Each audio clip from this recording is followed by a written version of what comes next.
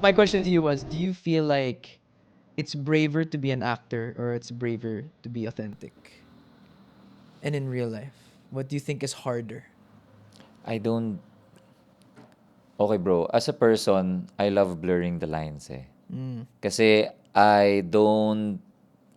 As an artist, it's my responsibility to portray truth Mm. the best possible way in front of the camera. Mm. Kaya kung bibigyan mo ako ng pagkain, wag mo akong bigyan ng peking pagkain. Mm.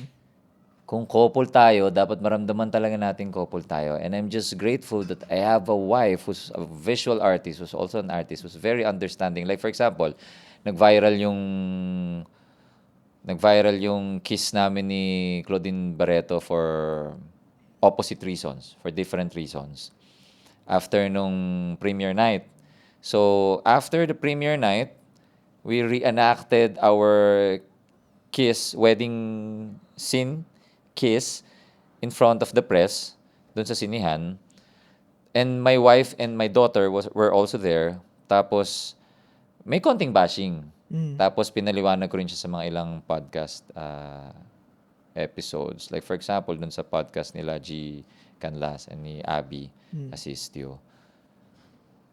Kinuwento ko sa kanila na nagkausap kami ni Payapa tsaka ni Sam. Mm. Tapos I'm just grateful because Sam is very understanding and she understands that it's just part of my art, Mm. of my portrayal, to give justice to that role. Mm. Alam mo yun, it's all part of it. Plus, I guess, responsibilidad ko rin na magbigay ng security kay Sam na walang halong mali siya yon whatsoever. Purong trabaho lang. For the love of comedy, bro. For the love of comedy. May ganun ako, bro, because of my art. Right. I love, gusto ko yung sayaw nung you're giving yourself your... Para siyang bro, sa poker, all in, pero may string akong hawak. Mm. All in. Para anytime pwede kong hilain. Mm. Do you feel that there's a line? Of course. Of course. There's always a line. There's always a line. Yon. So if you can play while acknowledging the line, for me, that's the best. And when I say na, ako kasi, when I say na I love both, yung sinabi mo pagdating sa actor at sa realidad, Mm. kasi gustong-gusto ko yung nabasa ko na hindi ako pwedeng maging magaling na actor. Hindi ako pwedeng maging great actor if I'm not a great person. Or if I don't strive to be a great Yun ba yung person. that was from a book that I we... think. Baka Okay. nasa tiyabak din. I'm not sure. Okay. Baka yun lang yung mga niretain ng utak ko. Nakalimutan ko na yung title ng book. Yes. Yes, bro. So, hindi ko inaaral yung method acting. Mm. The way some actors are using it. Pero for some reason, kasi meron akong because it's sacred for me. My art is sacred for me. Mm. But just like you, that's the reason also why I'm very choosy. Mm. Kung para sa akin, I'm not serving according to my sole purpose as an artist Mm. by accepting this role. I will not say yes. Yon. This is an interesting topic as well. I want to be able to hear though, kasi you've talked a lot about art and you've talked about the art you want to put out. Pero I remember, if I can ask you about this, kasi during the time that we were in lock-in, you shared to me that there is a time na sunod-sunod yung work. Sunod-sunod lahat, back to back to back to back to back. And even a season of life na, I think you were doing series at the time. And it's almost like, teka lang, kailangan ko rin magpahinga, kailangan ko rin evaluate ng mga bagay-bagay. And of course, I think you're with Sam already at this point. So, parang even when you're saying the line, like I asked you about the line, from what I know about you, your line would always involve protecting your family, looking after your family, looking after your kids, your relationship. So what was that line for you before that made you say, teka lang, step back muna konti, foot off the gas, para I can take care of myself, my family? Ano yun? During the time when I saw myself losing control to the point of not being able to protect my family anymore because of my words, because of my actions, because of my lack of actions and words. So yun ang malala eh, di ba? Pag umabot ka na sa punto na yung kakulangan at kasobrahan ng ginagawa at sinasabi ay nakakadulot na ng hindi magandang pakiramdam sa mga taong supposed to be inaalagaan mo at pinoprotektahan mo, doon ka na, whoops, Teka lang. teka lang. What would you, if I can ask, kasi a lot of people go, syempre, parang halos kultura natin ngayon eh, even in the Philippines, is to work hard. And I love we are hard workers. I personally consider myself a hard worker. But I've realized recently I'm not always the most efficient worker. Or even at times I'm working on always being a healthy worker. So I've even seen it a lot in the Philippines of like, okay, people work hard. We work hard for the family. We do what we need to do. But then we sometimes forget how we do it. So if I can ask, what were the, syempre, kung may root, you're gonna plant later. If you have the root, may fruit yan eh. So kumbaga, ano yung mga fruit ng root na yan, Kuya Pepe, when it came to work and potentially overworking and all of that?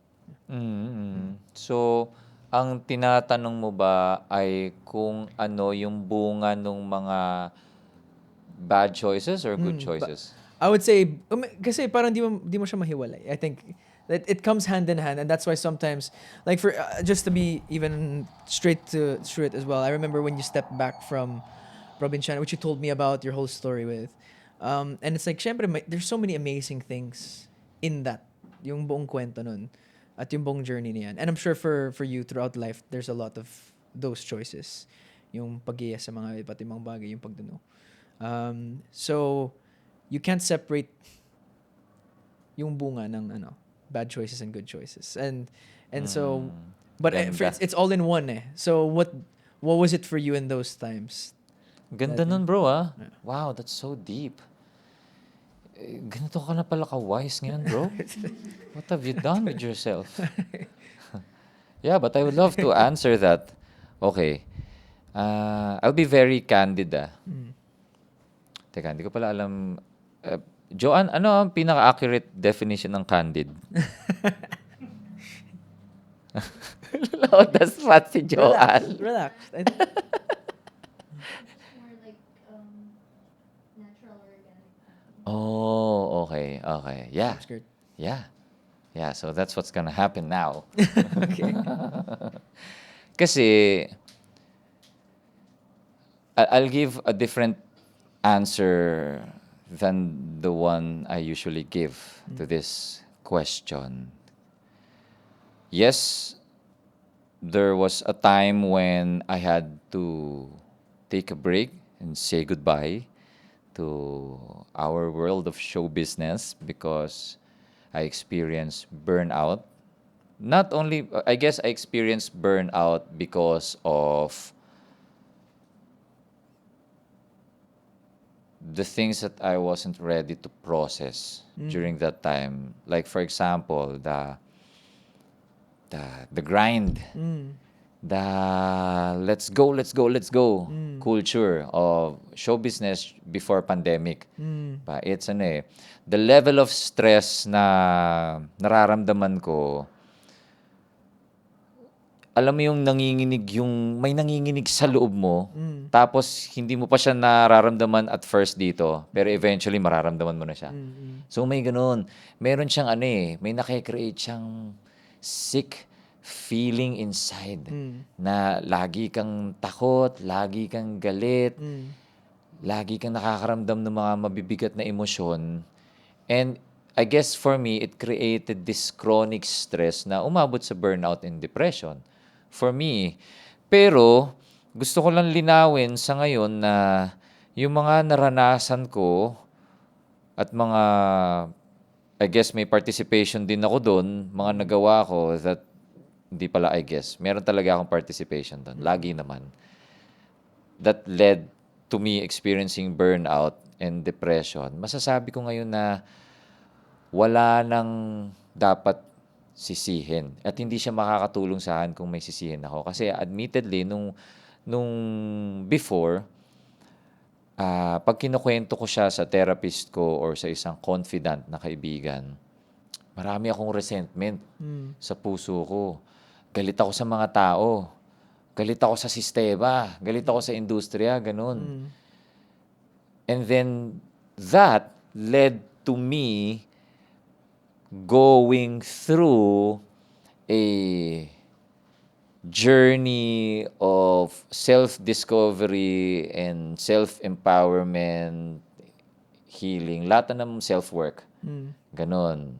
My therapist gave me books to read na, okay, kaya pala ganun yung nararanasan ko during that time kasi probably I'm surrounded with people who are handling their childhood traumas by projecting their unresolved pain to other people. Hurt people, hurt people. Basically, right?